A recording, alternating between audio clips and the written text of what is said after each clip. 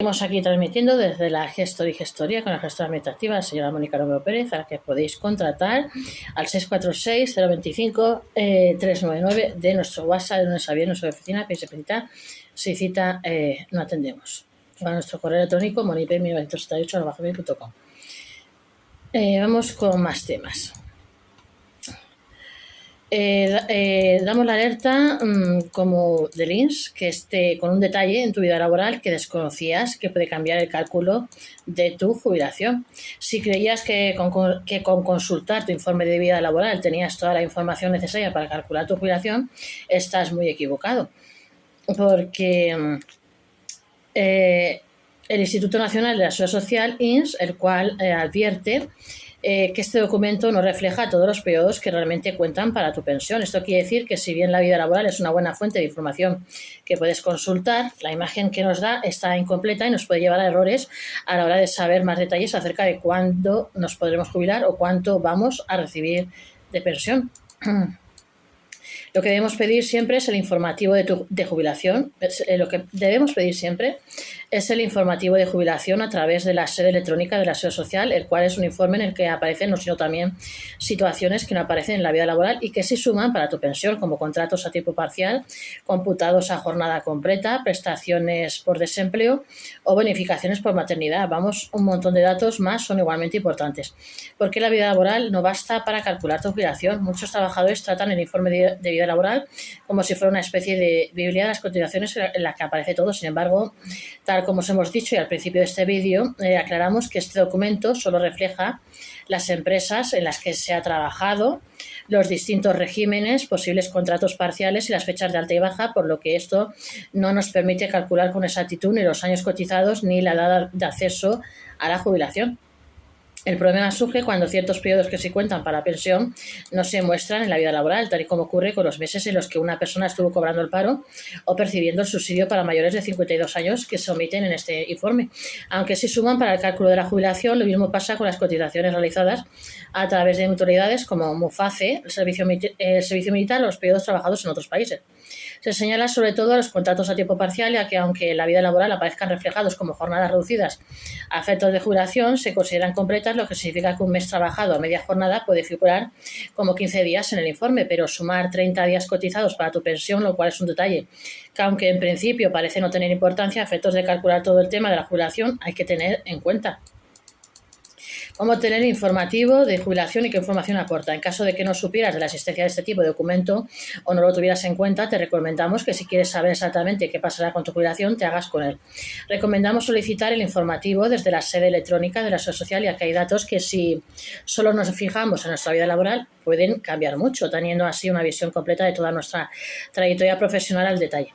Pero es que además en el informativo de jubilación también podrás ver si hay algún error o si ha habido periodos que no se han computado de manera correcta, motivos por los cuales la Seguridad Social recomienda que lo tengas y que revises muy bien para subsanar cualquier fallo que detectes y que podrían acabar perjudicando tu jubilación. Es que este documento puede ayudarte a calcular estimaciones más precisas de la pensión y planificar mejor la edad de acceso a la misma.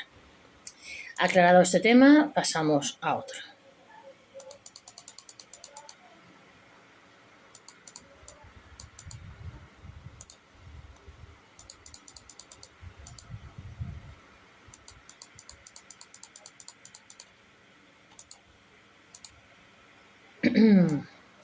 Ni 150 euros ni 200. Este es el pastizal que se dejan las familias en libros con la vuelta al cole.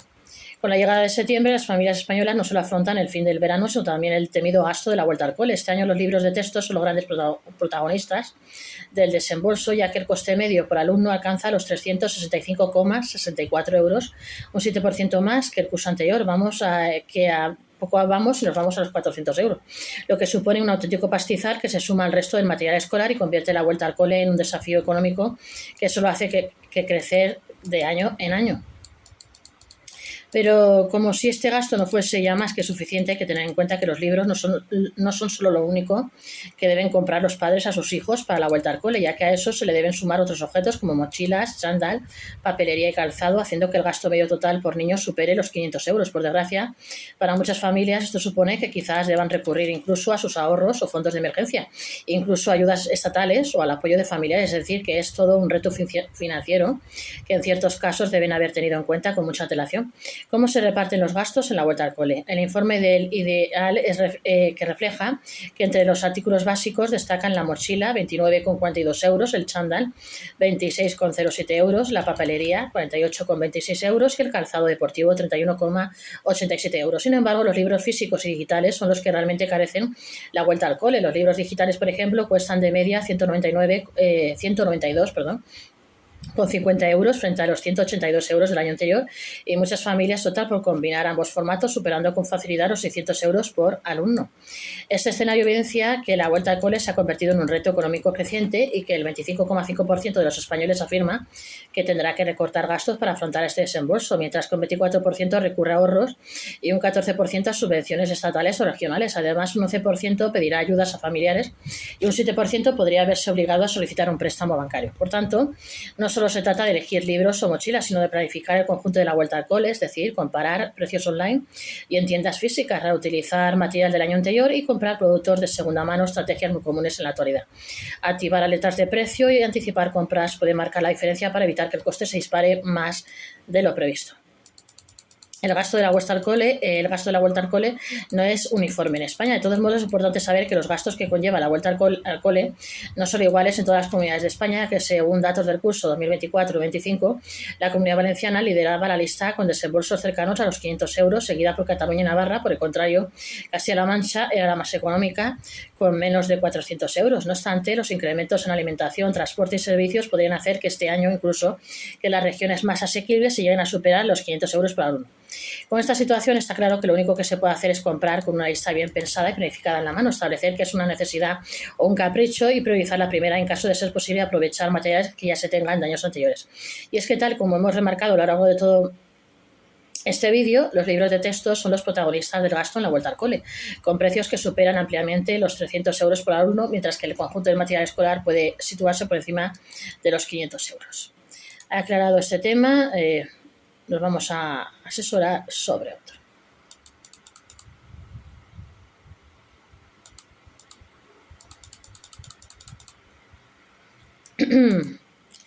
Confirmado también de cómo pueden acceder los jóvenes andaluces a becas de hasta 10.000 euros para estudiar música y arte. Así pueden acceder los jóvenes andaluces a becas de hasta 10.000 euros para estudiar música y artes escénicas.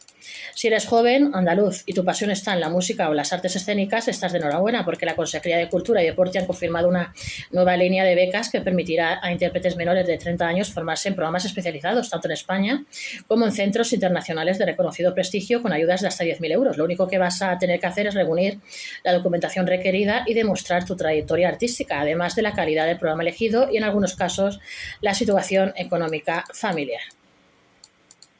El objetivo de estas becas es cubrir los gastos esenciales para que los jóvenes puedan estudiar lejos de su lugar de residencia, incluyendo matrícula, material, transporte, alojamiento y manutención. Así no será la falta de recursos la que limite el desarrollo del talento, sino que se garantiza un acceso equitativo a oportunidades de alto nivel.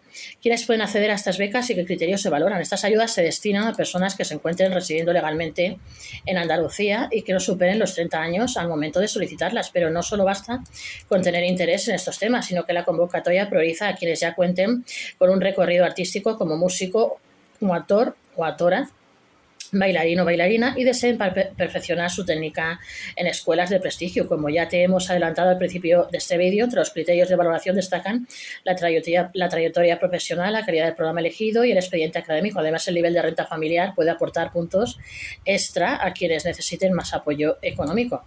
Por el contrario, los cursos incluidos en la enseñanza oficial española, las clases particulares o los programas organizados por la propia consejería quedan excluidos, ya que la idea es enfocar los recursos en formaciones realmente singulares y de alto impacto impacto para la carrera del solicitante. De este modo, estas becas no solo impulsan la especialización, sino que también fomentan la excelencia y la proyección profesional en un sector que, por desgracia, y en muchas ocasiones es visto como un mero hobby o pasatiempo.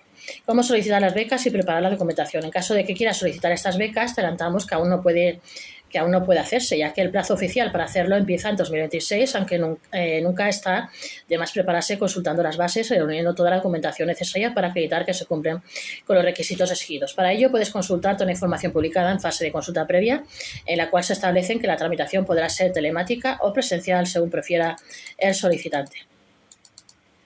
En cuanto a los documentos que debes ir reuniendo, se incluyen el formulario normalizado, un dossier sobre la trayectoria artística, la carta de admisión del programa elegido y la justificación de la situación académica y económica familiar. Cuando hayas superado todo el proceso y en caso de que se te conceda la beca, los beneficiarios deben acreditar la ejecución mediante memorias de actuación económica, detallando resultados y gastos, por lo que es muy importante que se registre todo el detalle desde el primer día, de tal forma que se garantice la transparencia y se facilita al organismo encargado de ello su revisión. Una buena noticia es que estas becas no son excluyentes, es decir, que son compatibles con otras ayudas públicas o privadas destinadas al mismo fin. Y es gracias a estas nuevas oportunidades muchos jóvenes artistas de Andalucía podrán brillar en un futuro en los escenarios, trayéndonos su arte sin que deban preocuparse tanto por las finanzas familiares, convirtiéndose en una posibilidad real y no solo en algo que es un lujo reservado para los pocos que puedan costear este tipo de enseñanzas. Aclarado este tema, seguimos con otro.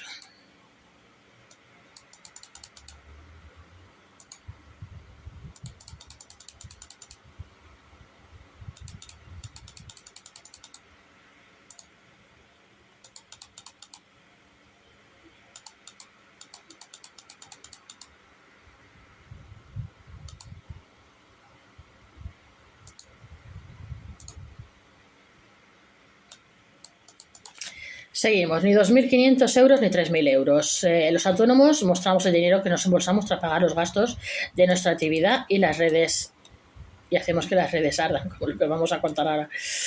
Se decidió cambiar la vida laboral por completo, pasando de ser camionero, porque en el caso de este chico, con un sueldo fijo de 3.500 euros al mes, a lanzarse a la aventura de ser propio jefe, es decir, que se convirtió en autónomo con un negocio de taller a domicilio, que básicamente el proceso de limpieza, restauración y acabado tanto del interior como del exterior de un vehículo. En uno de sus vídeos nos explicó que logró facturar 3.339 euros en el mes de mayo, pero que después de abonar todos los gastos que necesita para ejercer su actividad, el beneficio neto se redujo a una cantidad de 1.223 euros.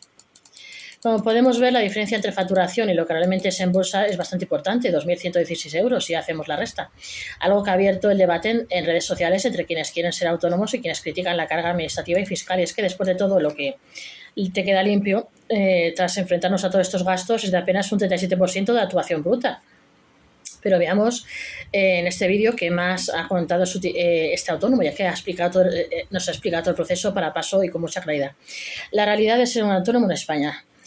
Resume de manera sencilla cómo se distribuye la facturación. Primero, un 21% del total se reserva para el IVA. 579 euros que no pueden tocarse. Después, restando los gastos de empresa, combustible, productos, gestoría, parking, renovación de logo y la cuota reducida de autónomo, el dinero disponible baja a 1.439 euros. Finalmente, el IRPF del 15% reduce el monto hasta los 1.223 euros netos. El desglose completo de mayo quedaría así. Facturación, 3.339 euros. IVA, 21%, 579 euros. Ingresos tras IVA, 2.759 euros. Gastos de empresa, 1.320 euros. Combustible, 483 euros. Productos, 384 euros. Luego, 150 euros. Gestoría, 106 euros. Parking, 89 euros. Cuota autónomo, 87 euros. Base tras gastos, 1.439 euros. Y IRPF, 15%, 215 euros. Total neto, 1.223 euros. Con todo este cálculo nos queda bastante claro cuáles son las diferencias entre ser un asalariado y un autónomo, ya que en este último caso la facturación bruta no refleja el beneficio real y a pesar de lo que podamos pensar en un principio, consideramos todo este avance y además que mantener la empresa, cubrir gastos y asegurarse un ingreso cercano a 1.400 euros era su objetivo inicial. ¿Cómo han reaccionado las redes en estas situaciones, pues han generado con más de 400 comentarios. Algunos usuarios celebran la valentía y el coraje que le ha echado a convertirse en autónomo, y emprender en un proyecto propio. Y otros critican la carga de trabajo, los impuestos y los trámites administrativos. Podemos ver los comentarios. Es un atraco comparaciones con su etapa de asalariado, los cuales reflejan perfectamente la percepción que muchas personas tienen sobre lo difícil que es ser autónomo en España. Mucha calma, se ha aclarado que su vehículo está pagado y que no tiene otros préstamos, a lo que le añade que su objetivo es mantener un salario sostenible a medida que el negocio crece. Pero lo cierto es que su historia nos muestra perfectamente que ser autónomo no solo requiere esfuerzo y constancia, sino también planificación financiera y paciencia para ver resultados. Además, ofrece un mensaje de ánimo a quienes ya trabajan por cuenta propia o están pensando en dar el paso. Y es que de la realidad puede ser dura, pero el control sobre tu propio proyecto es un incentivo que muchos valoramos por encima del dinero inmediato. Aclarado este tema, seguimos pasando a otro. Venga, ánimo, autónomos y empresas. Llevando control siempre, queramos o no, vamos a tener una mejoría. Seguimos.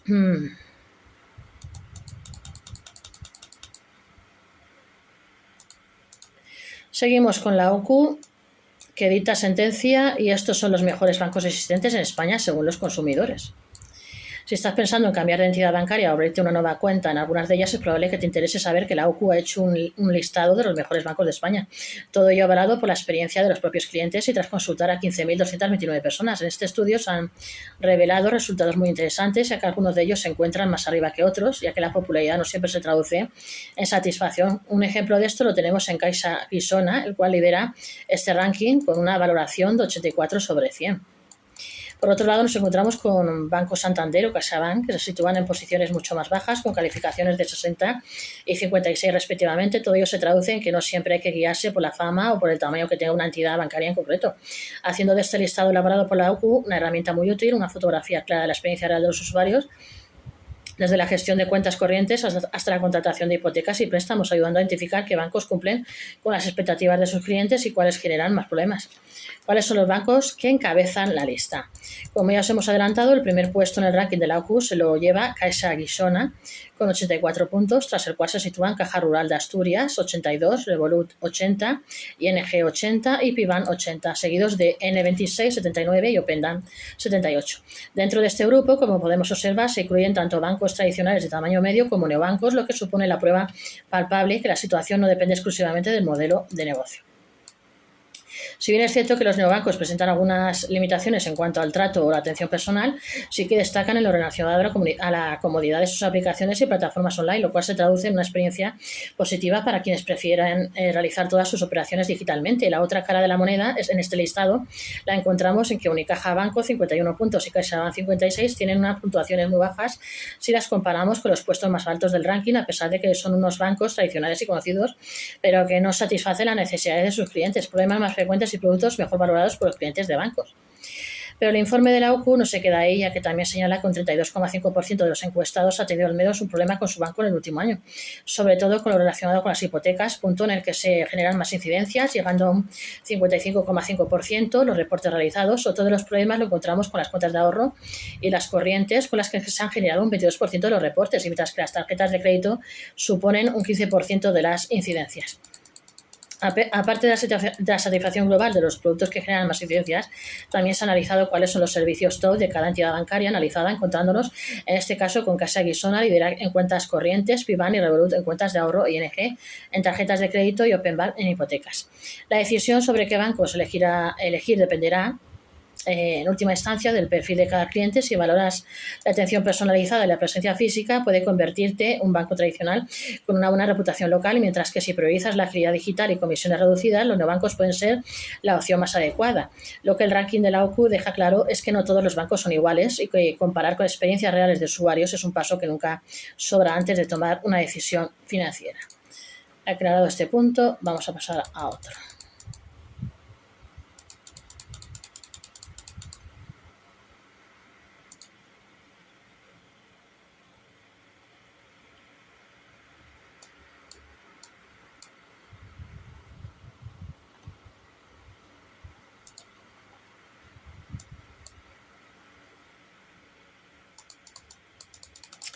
Vamos a buscar algo que nos interese también. Vamos a ver.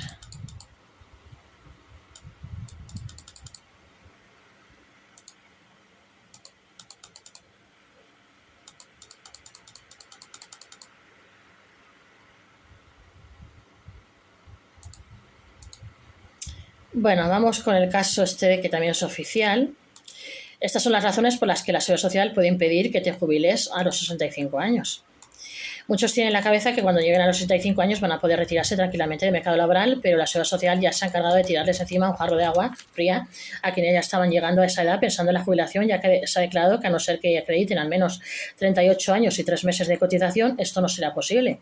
Y es que si no has alcanzado esa cifra, la edad ordinaria de retiro se retrasa hasta los 66 años y 8 meses y en los próximos años seguirá subiendo.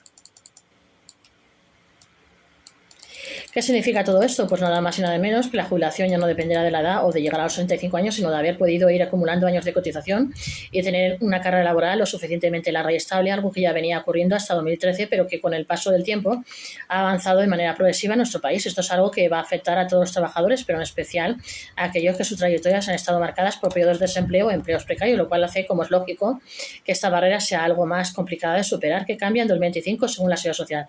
Según la Seguridad Social, a partir de este 2025 podremos observar dos escenarios diferentes que ya hemos ido adelantando al principio de este vídeo. Es que por un lado estarán los trabajadores que hayan cotizado 38 años y 3 meses, los cuales podrán retirarse a los 65 años, mientras que aquellos que no lleguen a ese tiempo de cotización tendrán que esperar a los 66 años y 8 meses para jubilarse, lo que supone 2 meses más respecto al pasado 2024.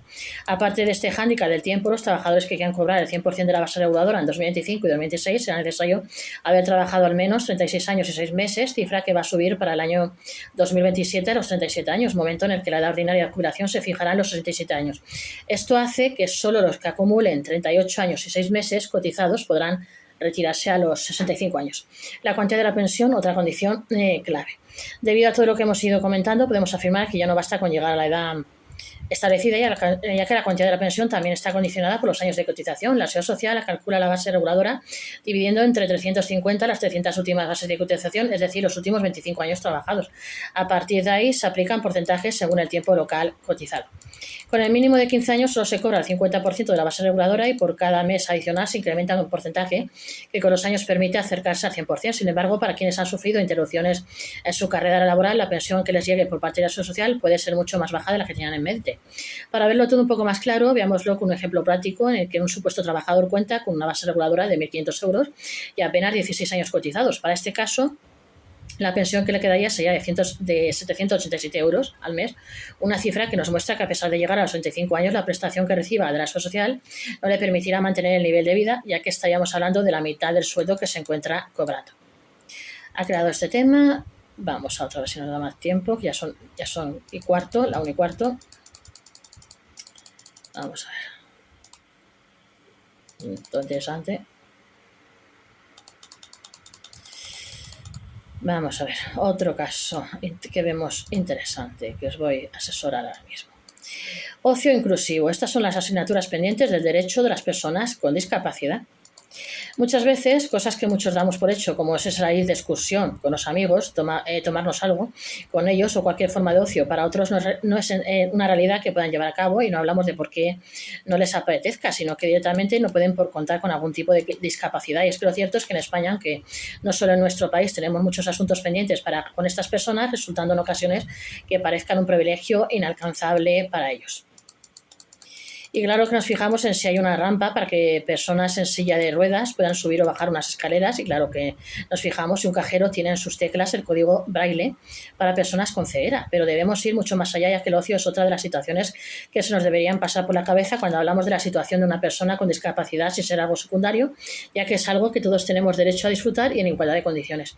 Lo cierto es que dar respuesta muchas veces a las necesidades de estas personas es complicado, ya que cuentan con innumerables barreras, tanto visibles como invisibles. Si es que reírse con los amigos, salir a un concierto o apuntarse a un taller de teatro debería estar disponible para cualquiera, pero la realidad es que para muchos sigue siendo un deseo que no pueden cumplir.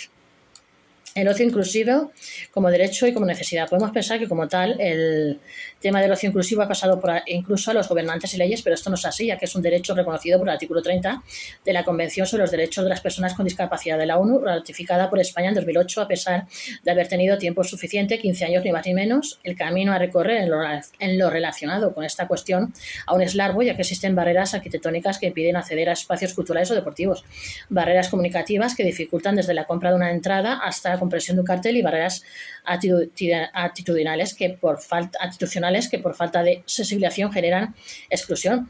A todo ello se suma la barrera económica, y es que muchas familias no pueden asumir los costes extra de apoyos especializados, lo que deja el ocio relegado a lo que sobra, pero esto no debería ser un lujo, ya que forma parte de la calidad de la vida de la persona. Para cualquiera supone un espacio de bienestar, de relación social y de crecimiento personal. Para una persona con discapacidad, el ocio inclusivo es además una herramienta clave para reforzar la autoestima, fomentar la autonomía y construir vínculos afectivos sólidos, por lo que negar ese acceso es en la práctica negar un derecho básico. Luego están los modelos de ocio inclusivo que funcionan. Esta realidad y el saber que aún falta mucho para un ocio verdaderamente inclusivo puede ser algo pesimista, aunque dentro de esa oscuridad podemos encontrar algunos ejemplos muy esperanzadores, los cuales se llevan a cabo por diversas entidades sociales que llevan diseñando programas específicos para ellos, en los que se combinan actividades adaptadas como la participación de personas sin discapacidad, campamentos de verano, viajes, talleres de teatro o clubs de fines de semana. Son espacios donde se demuestra que otro modelo es posible. Un ejemplo de todo esto lo encontramos en los programas de la Fundación Juan donde jóvenes y adultos con discapacidad participan en viajes y actividades culturales con apoyos adecuados para que los usuarios puedan ganar autonomía y confianza, y las familias, a menudo desbordadas, encuentran ese pequeño respiro que a muchas les hace falta para seguir tirando hacia adelante. Si bien esto es algo muy positivo y de gran valor para nuestra sociedad, es necesario poner sobre la mesa que este tipo de programas de ocio inclusivo no deben correr exclusivamente a cargo del tercer sector y su buena voluntad, sino que deben llegar también desde las administraciones públicas, las empresas privadas y de toda la sociedad en su conjunto. Aclarado este tema, no olvidéis de suscribirse a este vuestro canal, Gestor y Gestoría de Autor. Suscribirse.